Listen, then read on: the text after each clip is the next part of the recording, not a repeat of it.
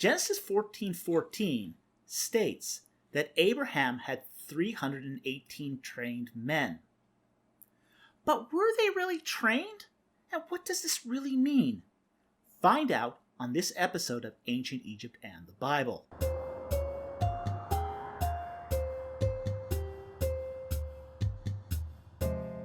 We are going to discuss Abraham's trained men that are mentioned in Genesis 14:14. Who were these men, and were they really trained? If you like these videos and wish to help out, please hit that subscribe button. It matters to us, and please leave a comment. It helps feed the algorithm. And if you wish to help us financially, please consider becoming a Patreon member or purchasing my book, The Ark of the Covenant in its Egyptian Context, an Illustrated Journey.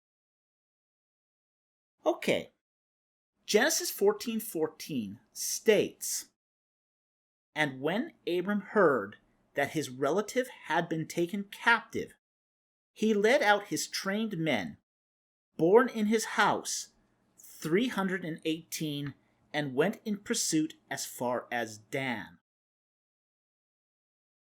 Now, liberal critics have basically criticized this passage on 2 points.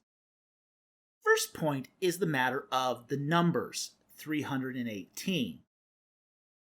The critics will say that 318 is really too small to make a difference. The other point that they will often criticize this passage on is that, well, how could this Hebrew sojourner have men who had any sort of meaningful training? That this must be a hyperbole, that they couldn't have been trained. Today, we're going to examine those criticisms and see, does Genesis 14:14 reflect accurately the historical context of the time? So, let's actually start with the number 318. We know from the previous video that Abraham was alive sometime in the 18th century BC.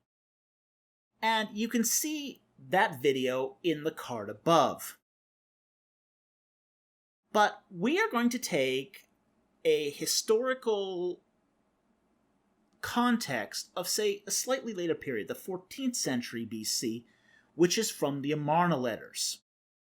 Now, the Amarna letters were a set of letters that were sent to King Akhenaten with diplomatic correspondence from many kings of the ancient Near East, most notably some of his vassal states in Palestine.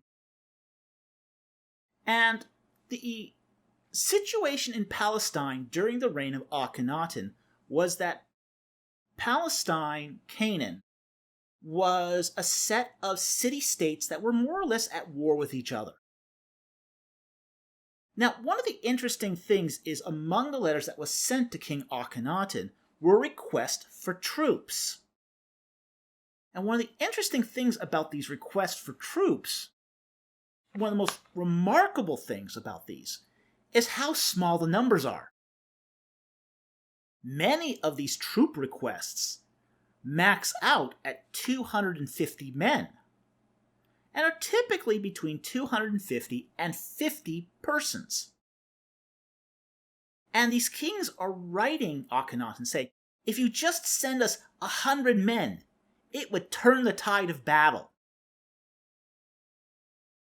So what we are seeing is that the Levant, say from the 18th century BC to the 14th century and 13th century BC, had undergone a period of depopulation, where states were so reduced in manpower that all they were cities defending their walls, that they were barely able to maintain their holdings. So, given that situation in the Levant, 318 men is not a small army, it's a king-making situation. It can turn the tide of the battle. 318 men is a significant armed force in Canaan at the time that Abraham lived. As for whether Abraham's men were actually trained, what we need to now do is look at the cultural context. And for that, we can again go to Egypt, because that has a historical record that's very, very interesting. From the 20th to the 18th century BC, essentially Egypt's Middle Kingdom, Egypt didn't have a freestanding army. When the Egyptian king wanted to go to war, he didn't have his own personal army. That didn't happen until the New Kingdom. How the kings of the Middle Kingdom gathered an army was they made a request of the regional governors called nomarchs. Each nomarch had his own private militia or army. So how kings of the Middle Kingdom went to war was they made requests of the nomarchs to provide their troops.